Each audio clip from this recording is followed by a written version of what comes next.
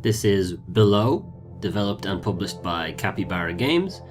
Capybara Games would also be known for Critter Crunch and Sword and Sorcery. Below is one of those games that was announced ages ago and has been silent ever since and then just randomly released. Below was announced at Microsoft's E3 event of 2013 and was originally going to be published by Microsoft, but as I said earlier, this is published by Capybara Games, so it ended up being an independent game, but still releasing on Microsoft platforms, so Windows and Xbox One. Below is a kind of hardcore roguelike exploration Zelda type game. It doesn't tell you very much, it in fact tells you literally nothing, and you have to more or less work out the mechanics of the game as you go, as you interact with the world. There's very much a big emphasis on exploration and working shit out and dying a lot. The game is quite tough. Combat can become very difficult very quickly, especially when you don't know what you're doing. And in addition to that, the game also has permadeath. So like most roguelikes, once you die, you gotta start over again. Additional features, the game is procedurally generated, so every time you die, the dungeon, the below dungeon, whatever you want to call it, is rearranged, so you can't ever really get familiar with the game environments. So even on subsequent runs, you still have to take your time in the early areas, you can't just blitz your way back to wherever you died. And the game also has survival mechanics, so you need to keep an eye on your hunger, on your thirst, and on your temperature, I think is the middle one. I haven't actually encountered a problem with that one, so I don't quite know, but I think that's what it is. I haven't played very much. I will be upfront and say I was very frustrated with the game. I don't know if I have the patience for it. I appreciate what they're going for. It is very mysterious. I do like that atmosphere of just figuring things out. That is cool, but I don't like survival mechanics, and I don't like how kind of slow-paced the game is. So I don't know. I'm definitely liking its whole deal, its whole aesthetic. I do like that, even if the camera is very zoomed out, and the game is very dark. But again, I don't know all the mechanics. Like, I only just figured out I could make soup, and that was ages ago. So I don't know. I'm gonna give it a bit more time, but as I said, I haven't played a whole lot. Check it out anyway. It's only just released, so probably not on sale, but it is on Windows PC and Xbox One, and I got it on Steam for about €15, so you can check it out there.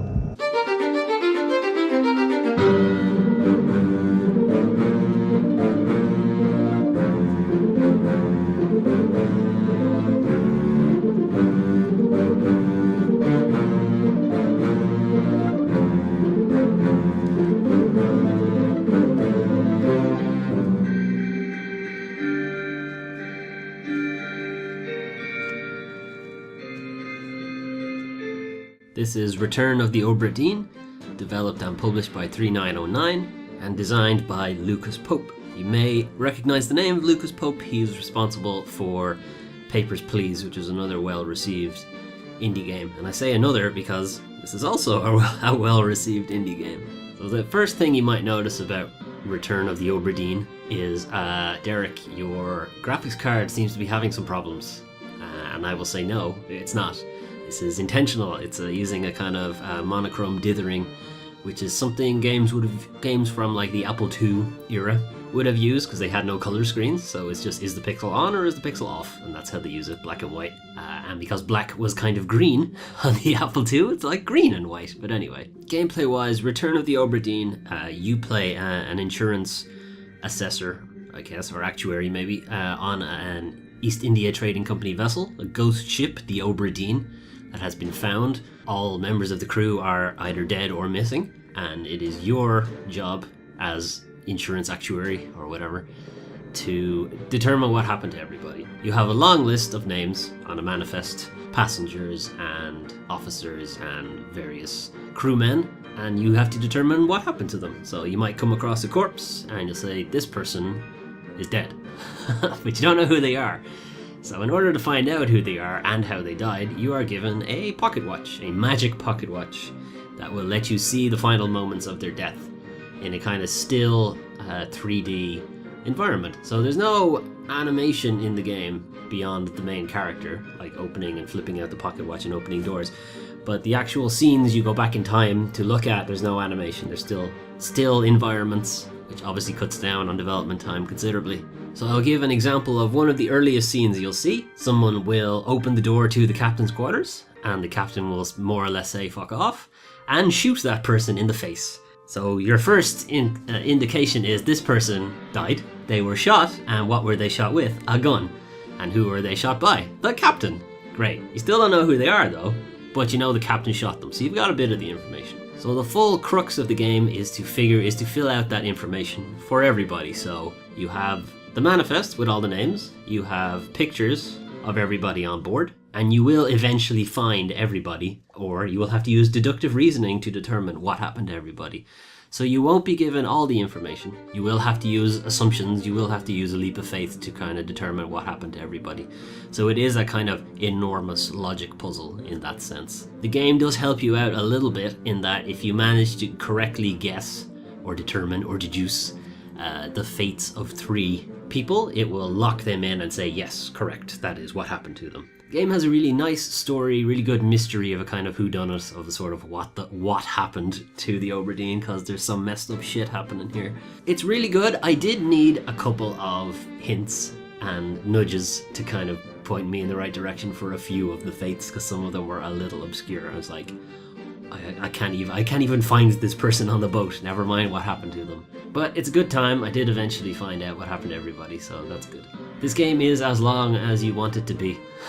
Or as short as how smart you are, I guess, I don't know. Available on Windows PC and Mac OS. This game came out in October, so it should have been in the games of October, I guess, but I didn't get around to playing it until now, so it's in the games of December. Whatever. Check it out. Steam Winter Sale is on. It's probably on sale. I haven't checked, but I'm sure it is.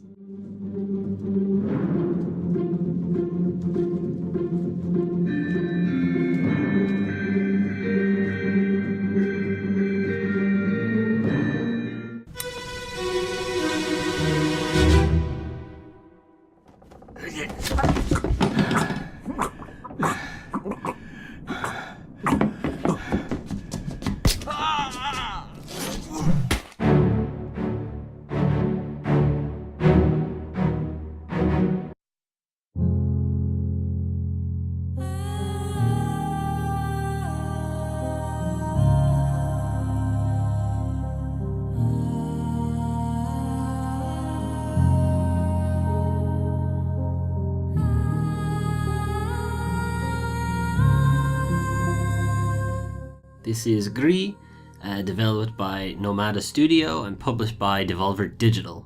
So Gris, I think that's how you pronounce it anyway, I think it means grey, whatever, is a adventure platformer kind of thing. It's kind of your basic platformer in that you've got jumps and double jumps and glides, and you've got some transformations, things like that. Gameplay wise, to be honest, it's actually quite basic. But that's not really why you're playing it. You're playing it because it looks really fucking good. It's got this great kind of, I don't know, severe kind of minimalist design, but it's still very colorful, and the game gradually gets more colorful the more of it you play. It starts off quite muted and eventually it's getting very vibrant. I think with a game that's so focused on its art, you should probably mention the artist. It's Conrad Rosé. And perusing his portfolio, his artwork is very similar to what you're seeing in the game. It's just static. It's not animated. Clearly a lot of passion there. So while the gameplay is actually quite basic, the actual mechanics, the game itself, very colorful. It's got a fantastic style to it. The music is quite moving. The game itself overall is quite a moving experience. I would actually liken it more, rather than to Mario, which would be like a platformer game, I would liken it more to something like Journey, which is also technically a platformer game, but it's also more of a kind of emotive experience. Journey, again, also a very basic platformer game. You had jump and glide, and that was basically it. Even Gris has more than that, it's got double jumps. But yeah, gameplay, and I said mechanics-wise, there's not like a huge amount there, but its strengths are definitely in its presentation and the experience of playing it, of moving through the environments. They're just so very well done. It just feels really good to play. Feels very moving to play. It's not really a word I use all that much. I would say check this out, especially if you like those kind of, not meditative games, but those kind of emotive experiences, if you like, something like Journey or Flower or Rhyme, those kind of things. It's very much in that kind of wheelhouse. This game is available on Windows PC, Mac, and Nintendo Switch, which is what all this footage is from. Again, is also not a full price game. I don't remember the exact price, but it's not like a 69 thing. It's nice. It's like €20 or something like that. Anyway, give it a try.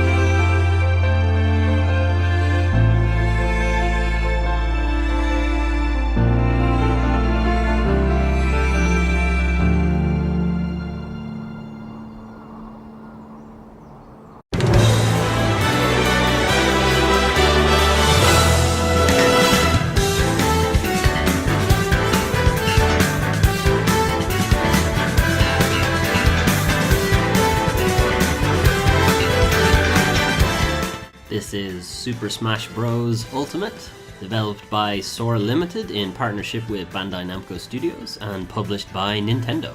Okay, so the Smash hype is real. It is so real that I, having never played a Smash game in my whole life, except for that one fight in college that I don't really remember that well, but I decided to pick up Super Smash Bros. Ultimate.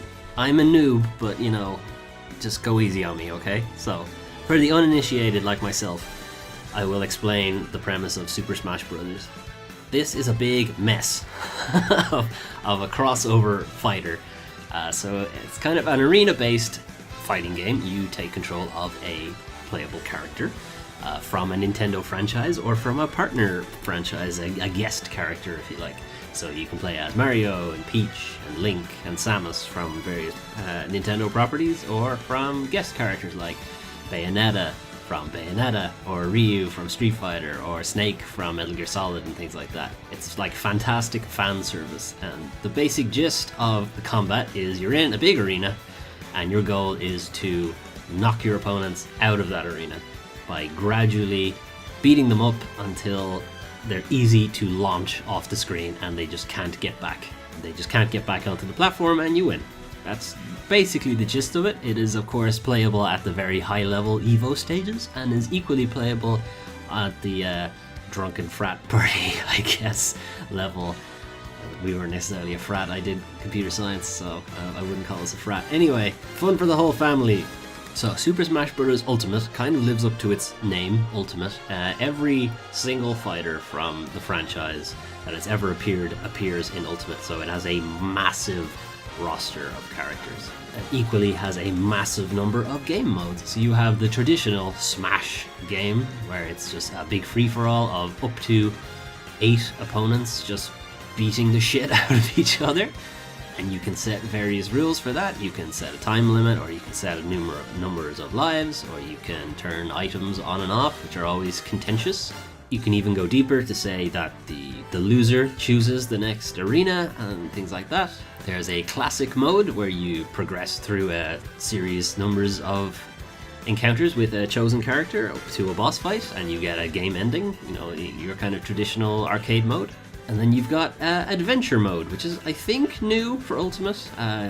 Basically, adventure mode is sort of the story mode, the campaign of the game. Adventure mode opens with all of the fighters being captured and or dying.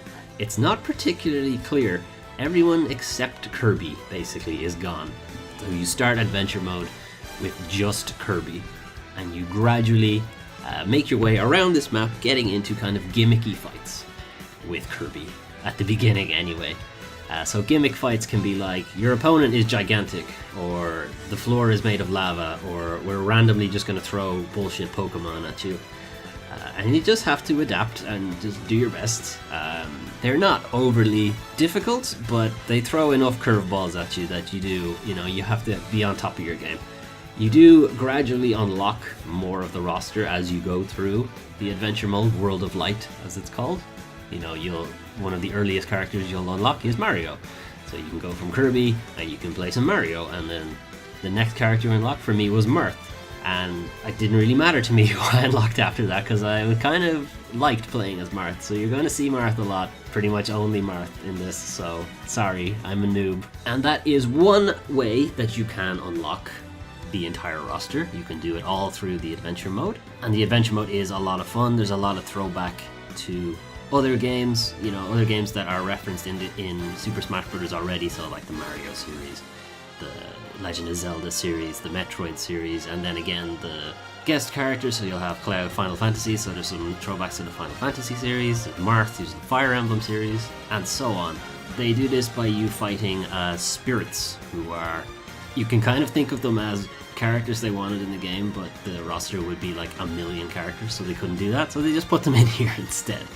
They're sort of just artwork and stats that you can apply to your character, but it's fun to have the kind of throwbacks in there. You have Metal Gear is your spirit animal. It's kind of funny. But they also try to make the characters match up, so you'll have, let's say, recently I was fighting Cammy as a spirit, but obviously Cammy isn't in the game. Cammy from Street Fighter.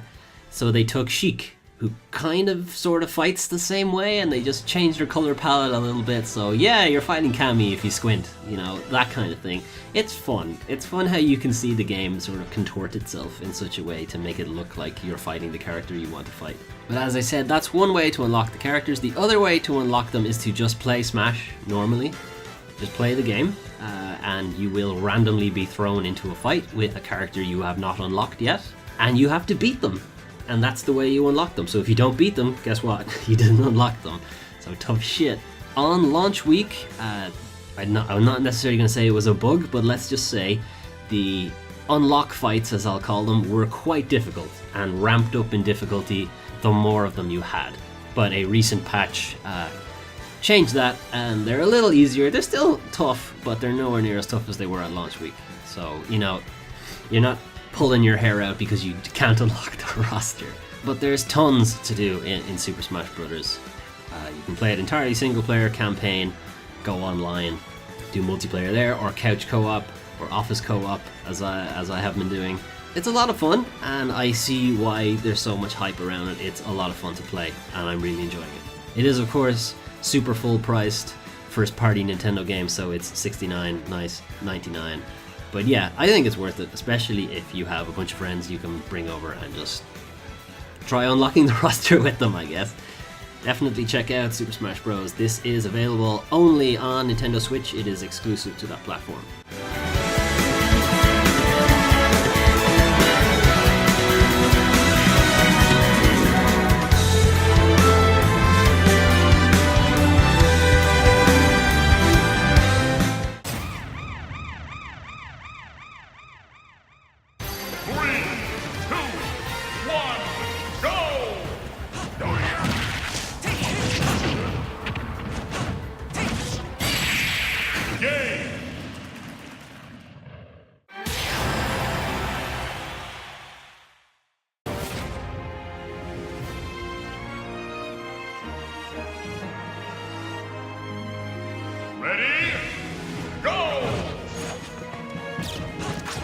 Those were some of the games I played for December 2018. Super Smash Bros. Ultimate, definitely the standout this month. I'm still playing it, and I still haven't unlocked anybody. I'm not even sure if I'm getting any better, but I'm still having a lot of fun with it. The challenge mode, or the adventure mode, if you like, is still has plenty in it. Anyway, it's keeping me going. Below, I haven't gotten back to since I recorded my commentary for that. I don't know. It's just, I can't really feel the pull towards it, Return to the Obra Dinn I finished, and like all puzzle games, once you finish the puzzle, it's going to be a while before you feel the urge to go back to it. It is something I feel like I will pick back up again though. And Gris, I'm about halfway through it now. It's still really good. I really like that game. Looking into next year, looking into next month anyway, let's not get ahead of ourselves. So January 2019, it's going to be a pretty big month for me. We've got Kingdom Hearts 3, which I've been waiting for God, I don't even know how long now. We've got the Resident Evil 2 remake, which I honestly thought would never happen, and it is, and it's just around the corner, and I still don't believe it. I won't believe it until I can see it on my TV. And then we've got a remaster of Onimusha Warlords. It's a game I really like, and I don't feel like it gets enough praise. So I'm eager to show that to you guys, and let me know what you think about it. Coming up on the channel just before 2019, I'm looking to get a kind of quick roundup of this year's games, some of the ones I liked, some of the ones I didn't like, and we'll do a kind of Foley's 2018, I guess. Let me know what you thought of this video, the games in this video, and let me know what you're looking forward to in 2019. And then do all the like and the comment and the things. Okay? Great. Alright. See you later.